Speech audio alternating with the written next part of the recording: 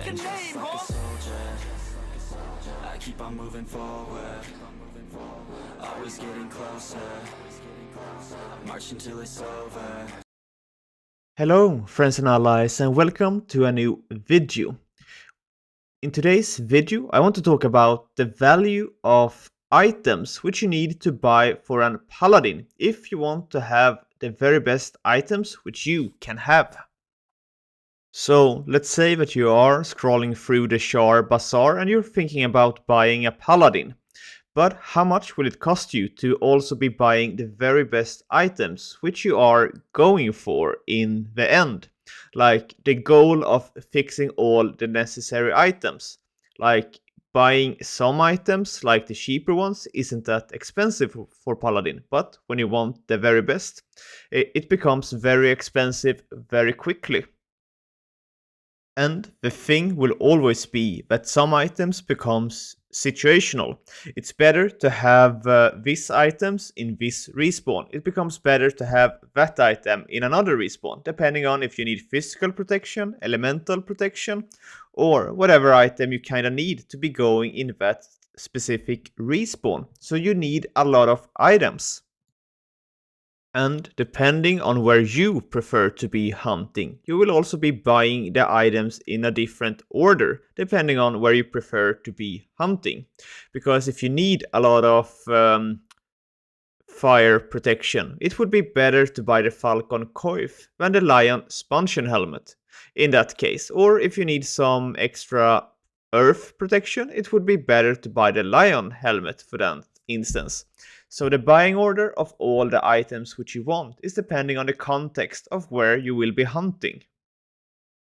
And for me, who prefer to be hunting Roshamul, I do not really need all items. I pretty much only need the boots, the greaves, and then gnome armor, and then lion spunchion helmet, and the soul bleeder. I do not really need to be buying the soul piercer or the soul shell. It's not really that necessary. But if I were to be changing hunting spawns, I would be needing those items as well, like for Asuras or going bosses. And since I'm hunting so much Russia, a move for me would to be to upgrade the gnome armor to a better tier.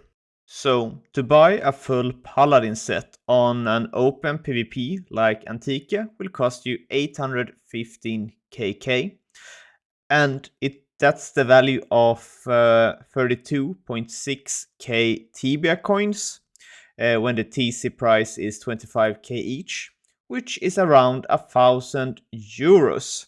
So it's rather expensive to be buying all the paladin items. So if you were to be hunting for all the necessary items and you were to be making 1kk profit a day, that's 815 days or 3kk profit a day, which is what I'm making pretty much every day. That's 271 days. And when it comes to the minimum wage in Sweden, you make around 8 euro after taxes. And that is 125 hours of work. If you were to be buying a character on the Shar Bazaar and also want to buy the very best items, you need to put in a lot of money into the game these days. And if you have the patience to be hunting for the items, it will take pretty much years to buy all the items. Or if you have a good amount of consistency and you're playing every day, you will be going there pretty quickly. But at the same time, it will still be a couple of months, like 9 months, to get all the necessary items. So with this video, I just want to highlight the crazy amount of money which it takes to buy all the items, and that it's a very expensive road.